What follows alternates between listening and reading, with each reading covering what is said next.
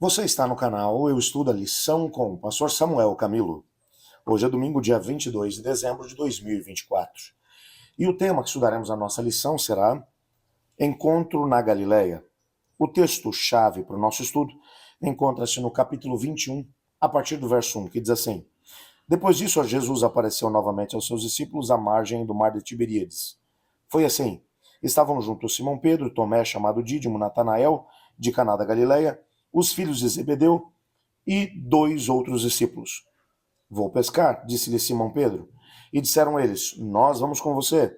Eles foram entrar no barco, mas naquela noite não pegaram nada. Ao amanhecer, Jesus estava na praia, mas os discípulos não o reconheceram.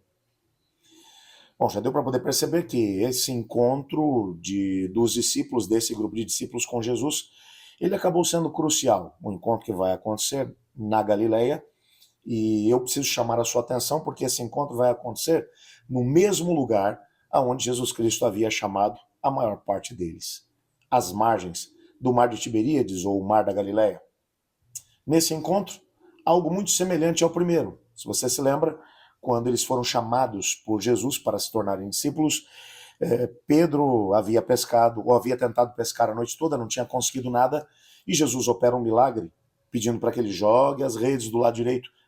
E ele vai jogar as redes, e eram tantos peixes que eles não conseguiram arrastar tudo, tiveram que chamar outros barcos para poderem ajudar no processo, para recolher a grande quantidade de peixes.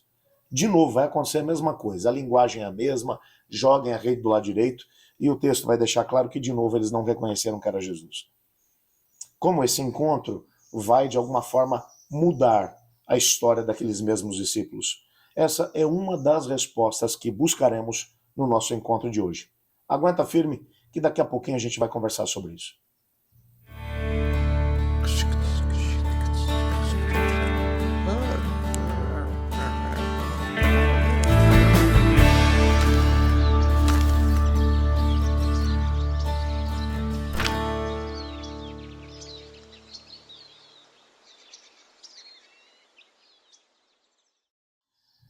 O que mais nos chama a atenção no estudo dos capítulos finais do Evangelho de João é quando você chega no capítulo 20 e João está explicando já a razão pela qual o livro foi escrito.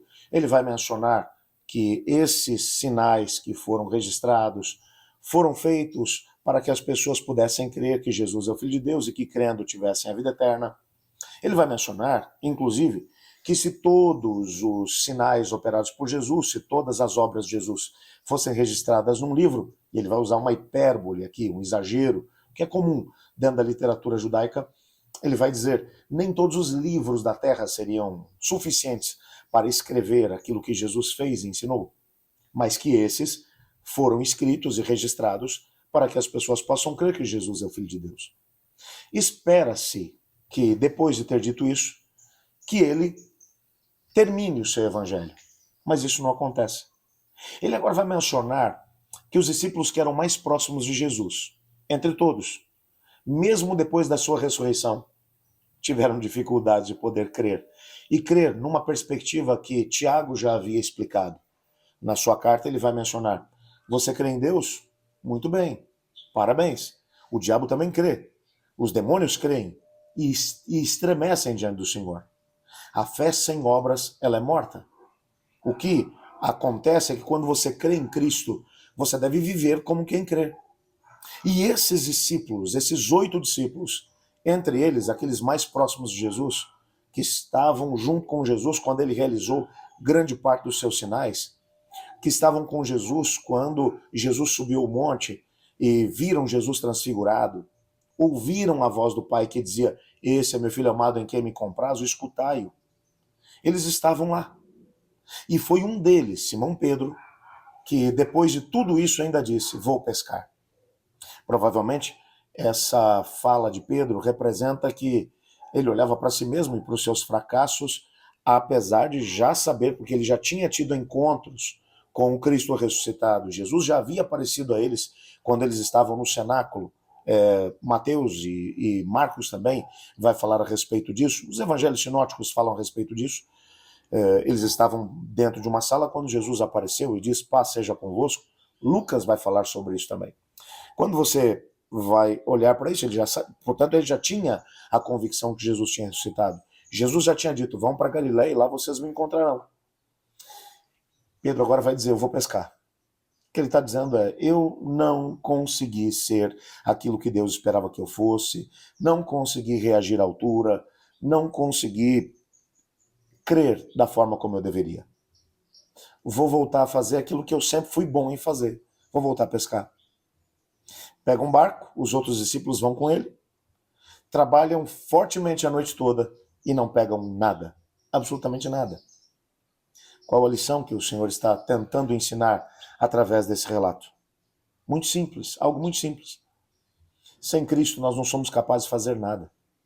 Se não crermos no Senhor, mesmo que tenhamos boas experiências ou que tenhamos grandes talentos para poder fazer algumas coisas, isso não será suficiente para alcançarmos o sucesso na vida. Quando eles estão retornando depois de uma noite toda, dando o seu máximo para tentar alcançar o sucesso e fracassando de forma terrível, eles estão chegando de volta na beira do mar da Galileia. O dia ainda não tinha amanhecido. Os primeiros raios do sol já iluminavam o dia. Entretanto, eles agora veem alguém que está andando pela praia e pergunta, filhos, tendes algo que comer? João vai responder, não, não temos. E agora vem a ordem, joguem a rede do lado direito do barco e achareis. Eles jogam a rede. E quando eles jogam a rede, de novo acontece um milagre tremendo. Nessa altura o sol já está aparecendo um pouco mais, o brilho é maior na beira da praia. Quem reconhece Jesus? João. João reconhece o Senhor. E ele vai dizer, Pedro é o Senhor. Pedro é sempre aquele indivíduo impulsivo. Ele coloca a sua capa, nada até a margem, enquanto os outros estão se virando com os peixes. Se prostra diante do Senhor, reconhece o seu pecado, reconhece que ele não é ninguém, mas antes que ele possa dizer qualquer coisa, Jesus vai olhar para ele e vai dizer, vai buscar mais alguns peixes para mim, Pedro, porque eu estou preparando aqui o desjejum para vocês. Jesus estava assando alguns peixes em cima das brasas. Pedro traz mais alguns, Jesus está ali cozinhando, os discípulos começam a refeição junto com Jesus, ninguém dizia nada, eles sabiam que era Jesus ressuscitado. Pedro era culpado de ter negado de forma terrível Jesus por 3 vezes. Jesus o havia exortado, havia avisado que isso aconteceria e por isso ele deveria vigiar e orar. Ele não tinha feito nada disso. Ele era culpado de ter negado Jesus. 3 vezes ele havia feito isso. Jesus agora por 3 vezes vai fazer uma pergunta a Pedro. Tu me amas? Na tradução do grego, que foi a língua usada para escrever o Novo Testamento, para o português nós perdemos a beleza desse diálogo. Existem 3 palavras para amor em grego. A primeira delas é eros, que é um sentimento forte, uma paixão muito forte entre um homem e uma mulher. Uma segunda palavra, filéu. Filéu é uma amizade muito grande entre 2 pessoas. E, finalmente, uma palavra que é a mais usada no contexto bíblico, que é agapau, que significa especificamente um amor incondicional, que não espera nada em volta, nada de volta. Ele simplesmente ama, está disposto a morrer em favor do outro. Pedro havia dito, na quinta-feira à noite, antes de Jesus ser preso, que ele estava disposto a morrer por Jesus, se fosse o caso. E havia negado Jesus por 3 vezes. Jesus agora vai olhar para Pedro e vai dizer, Pedro, tu me amas? Agapau. Ou seja, amas-me de forma incondicional, está disposto a ir por mim até as últimas consequências? Pedro pensa, com certeza deve ter pensado na sua experiência de negação e vai dizer, Senhor, eu te amo filéu. Ou seja, eu tenho uma amizade grande pelo Senhor, mas eu não sou capaz de poder te dizer que eu te amo, agapau, porque eu falhei. É isso que ele está dizendo. Pela segunda vez, Jesus pergunta, Simão, não foi isso que eu te perguntei. Amas-me, agapau. Amas-me acima de todas as coisas. Amas-me de forma incondicional. Está disposto a ir por mim até as últimas consequências, a morrer por mim. De novo ele responde, eu te amo, filéu. Você é o meu melhor amigo. Mas eu não ousaria dizer de novo que eu te amo a ponto de morrer por ti, porque eu falhei. É isso que Pedro está dizendo.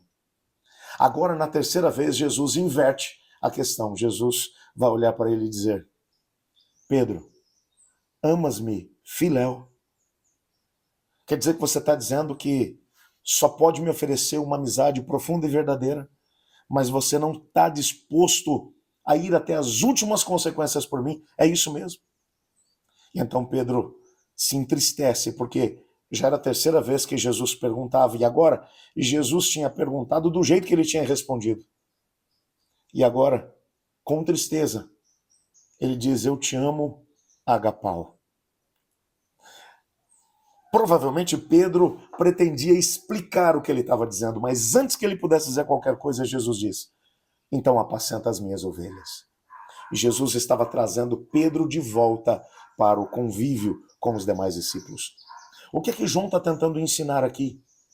João está tentando mostrar que mesmo aqueles que eram mais próximos de Jesus tiveram dificuldade de crer, e crer numa perspectiva completa, crer no sentido de poder viver a experiência de seguir a Cristo Jesus com amor, com devoção. Crer em Cristo é muito mais do que uma experiência acadêmica, uma experiência racional, ou uma experiência emocional. É mais do que isso.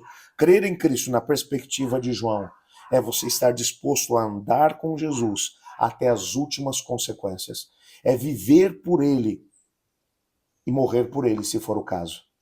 Talvez seja exatamente por isso que lá em Romanos, no capítulo 14, verso 8, Paulo vai dizer, ora, se vivemos, para o Senhor vivemos. Mas se morremos, para o Senhor morremos. De forma que, quer vivamos ou morramos, somos do Senhor. Quando pensamos nessa perspectiva, nós somos capazes de poder entender que o Senhor, Ele nos dá a força necessária para vivermos por Ele e, se necessário, para morrermos por Ele. Mas há um momento na nossa vida em que temos que decidir se viveremos essa intensidade de relacionamento com o Senhor, de viver pela fé. Eu espero que você nessa semana tenha a coragem de tomar esse tipo de postura em relação a Jesus. O mesmo Jesus que se encontrou com Pedro naquela manhã lá na Galileia, ainda olha para você hoje e diz, você me ama, agapau, me ama até as últimas consequências, me ama e está disposto a viver por mim, o que você responderá para ele? Olhe comigo. Obrigado, Senhor, por tua palavra, por sabermos que o Senhor nos ama de uma forma incondicional. O Senhor sabe que nós somos fracos, pecadores e maus. Ajuda-nos a respondermos à altura ao teu chamado. Obrigado pela paciência que tem conosco, pois é em nome de Jesus que oramos. Amém. Eu estudo a lição e você?